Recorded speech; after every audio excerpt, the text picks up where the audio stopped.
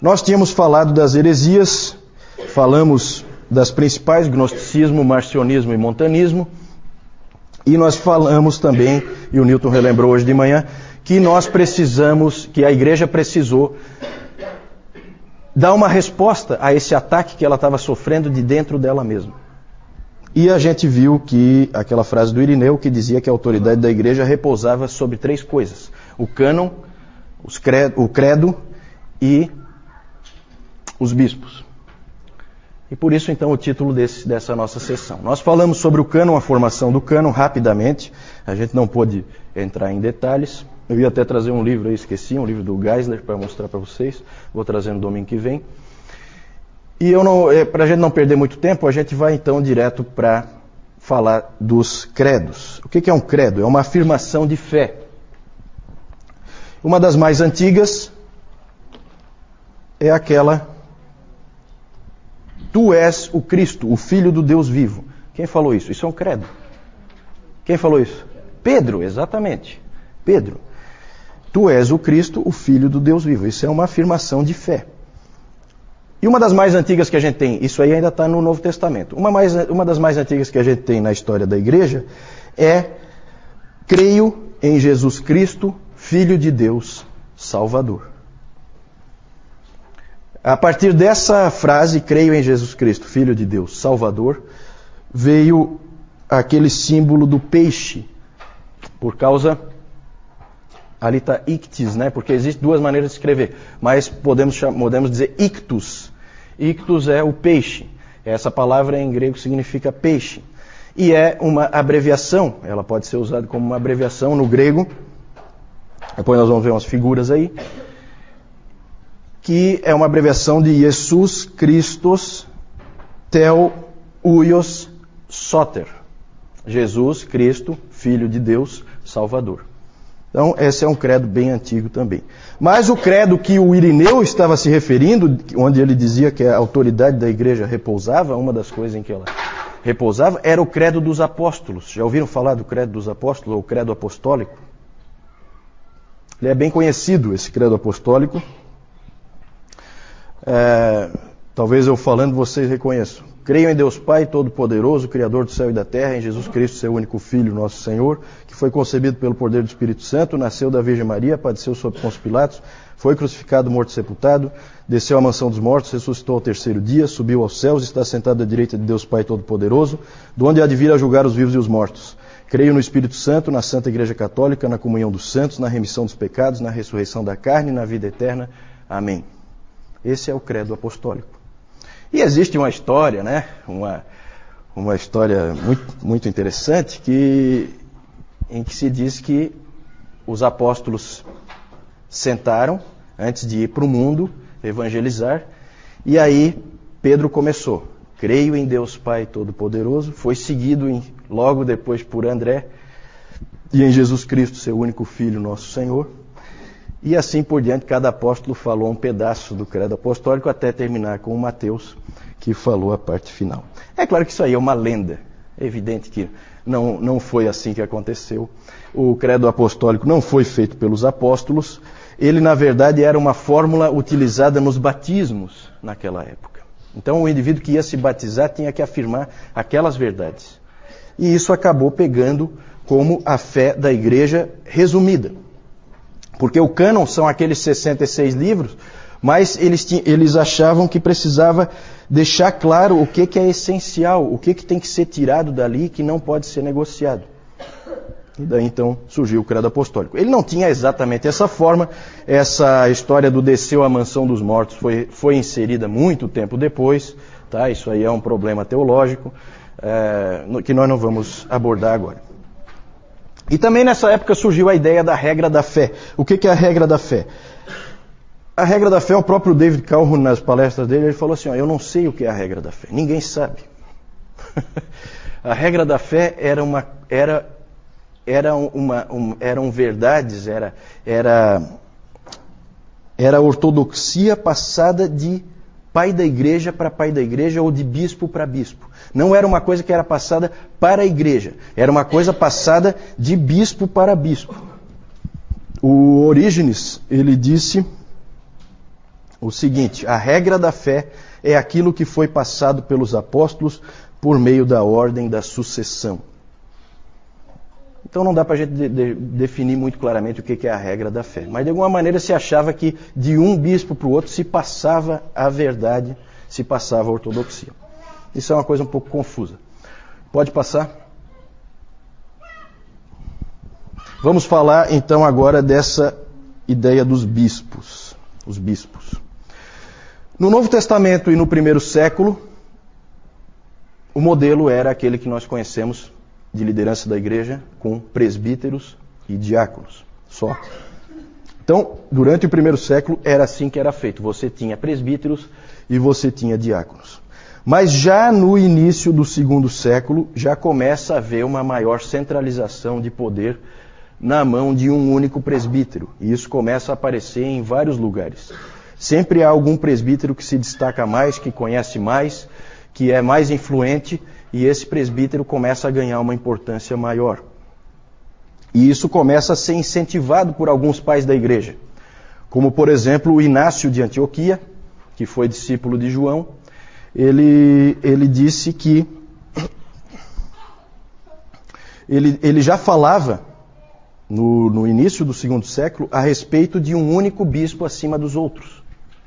Um presbítero que ficasse acima dos outros, que é a forma tríplice de governo da igreja. Então passa a haver três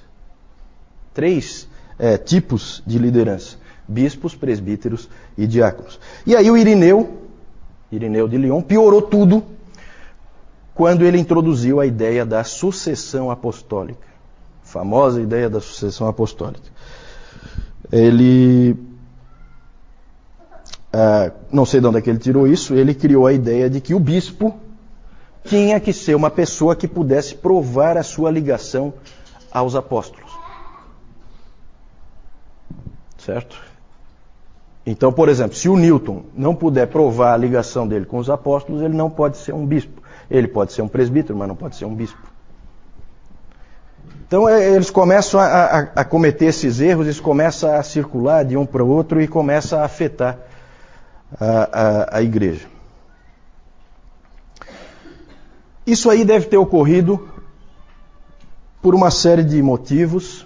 A gente tem registros de que Cipriano, por exemplo, ele começou a dar instruções para os outros presbíteros, começou a dizer o que eles deviam fazer.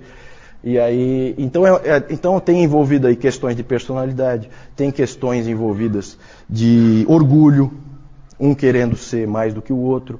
E tudo isso aí acabou afetando a igreja, de uma maneira ou de outra, acabou-se tendo a figura dos bispos. Pode passar aí. Então ali eu falei, isso eu já falei, o apoio do Inácio de Antioquia e do Irineu de Lyon. Por quê? Porque os bispos passaram a ser uma coisa importante. Por uma questão de eficiência, é muito mais fácil, se a liderança estiver na mão de um só, é muito mais fácil tomar as decisões, é muito mais fácil reagir rápido a alguma coisa que aconteça. Então até o David Calhoun comenta, né, que ele é presbiteriano, então ele fala, no modelo presbiteriano ele crê que é bíblico, mas não necessariamente é o mais eficiente. Às vezes para tomar uma decisão leva uma vida. Então a ideia era de eficiência. Um bispo com o poder na mão dele resolvia rapidamente qualquer problema que acontecesse. E também uma outra ideia por trás da criação e do estabelecimento desses bispos era o fortalecimento da ortodoxia. Eu considero que isso é uma faca de dois gumes. Porque, por um lado, se você tiver um bispo fiel, ótimo, ele vai ser um indivíduo que vai sustentar a ortodoxia. Agora, se ele não for, ele sozinho pode levar toda a igreja para um caminho errado. Pode passar isso. Essa ideia de poder na igreja, essa ideia de centralização de poder, foi levando a outros aspectos também danosos depois. Porque, na verdade é assim, se você vai ter um bispo para cada cidade, e isso aí começou muito cedo, já no segundo século, como nós vimos, você estabeleceu uma gradação entre os presbíteros daquela cidade. Existe um presbítero daquela cidade que é o mais importante, o que tem mais autoridade, o que é mais reconhecido. Só que a mesma ideia pode ser extrapolada. Uma coisa é você ser, vamos fazer uma comparação, uma coisa é você ser o bispo de São Paulo, aqui no Brasil, e outra coisa é você ser o bispo do Oiapoque. A importância que você tem sendo bispo de São Paulo é diferente da importância que você tem sendo bispo do Oiapoque. E isso aí aconteceu realmente naquela época. As igrejas mais importantes logo se destacaram.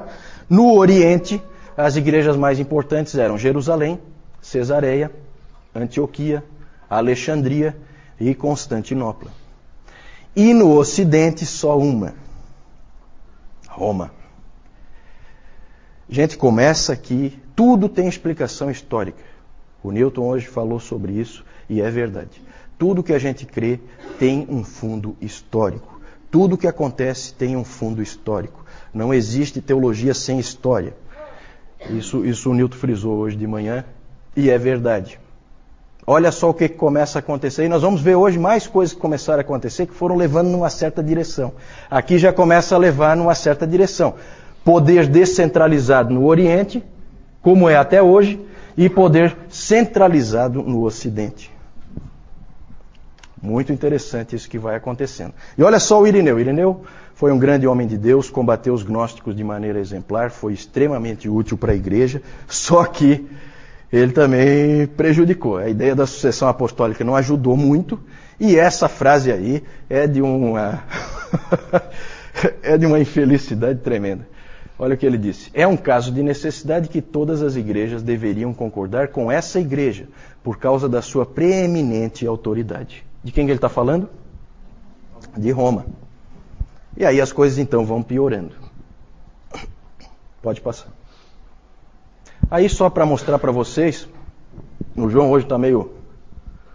não está nas melhores condições, eu também não estou, vocês já perceberam, né? Mas eu vou rapidamente mostrar aqui. Aqui só um exemplo, né? Nós falamos do cânon no domingo passado. Aqui é um pedaço de papiro. Um pedaço de papiro real que nós temos hoje. Aí está escrito, depois alguém que saiba ler em grego aí pode ler para nós. É uma página do P46. Esse manuscrito é do século III. Vocês sabem que nós não temos os originais não existem mais. Então, isso aí é um pedaço. Aí ali está escrito 1 Coríntios 11, 33 a 12, 9. Aqui nós temos, isso aqui é uma pichação em Éfeso, num muro, lá da igreja primitiva, com o símbolo do peixe. Jesus Christus, Theos, Huios, Soter. Certo? Jesus Cristo, Filho de Deus, Salvador. Pode passar. Aí nós temos o Inácio de Antioquia. Ele foi martirizado, por isso que aparecem esses leões aí, junto com ele. E aparece também aqui o Irineu de Lyon. Aquele ali foi discípulo de João, tá? Ele é muito antigo, esse Inácio de Antioquia. Ele foi discípulo de João. Qual foi o outro discípulo de João que nós vimos no domingo passado? Quem é que lembra? Policarpo. Policarpo que foi mestre do Irineu, certo? Em Esmirna. Pode passar então.